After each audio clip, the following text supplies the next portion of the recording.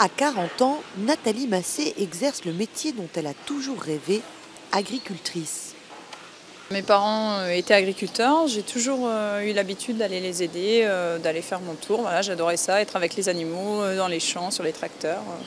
Donc voilà, depuis toute petite, on me connaît comme voulant être agricultrice quand toutes les autres filles voulaient être secrétaire ou boulangère. Ben non, moi je voulais être agricultrice. Entre ses 80 vaches, ses 3 enfants, ses engagements associatifs et sportifs, Nathalie Massé a dû trouver des moyens pour gagner du temps. Depuis 3 ans, la traite des vaches est entièrement automatisée grâce à 2 robots. L'évolution technique du métier fait qu'aujourd'hui beaucoup de choses sont quand même assez facilitées. Et puis je pense qu'on a cet instinct de prendre les choses différemment des hommes aussi et de chercher à nous simplifier la tâche plutôt que faire des démonstrations de force. Donc on a adapté nos outils pour pouvoir travailler en autonomie. Nathalie Massé se défend de tout combat féministe. Pourtant, elle est élue en 2007, première femme présidente du syndicat Les Jeunes Agriculteurs d'Ille-et-Vilaine. Ça a fait grand bruit à l'époque, voilà, première femme.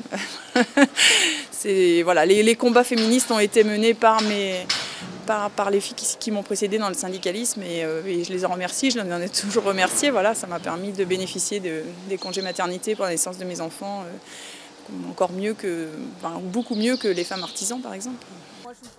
Signe du changement des mentalités, 10 ans plus tard, en 2017, une autre femme est élue à son tour à la tête de la FNSEA, première organisation représentative du secteur agricole. J'ai pas envie d'avoir cette image de la blouse et des bottes, quoi.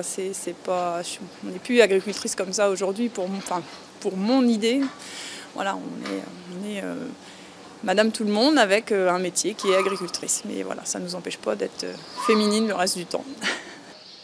En 50 ans, la part des exploitations agricoles gérées par des femmes a plus que doublé en France. Aujourd'hui, une exploitation sur 4 a une femme à sa tête.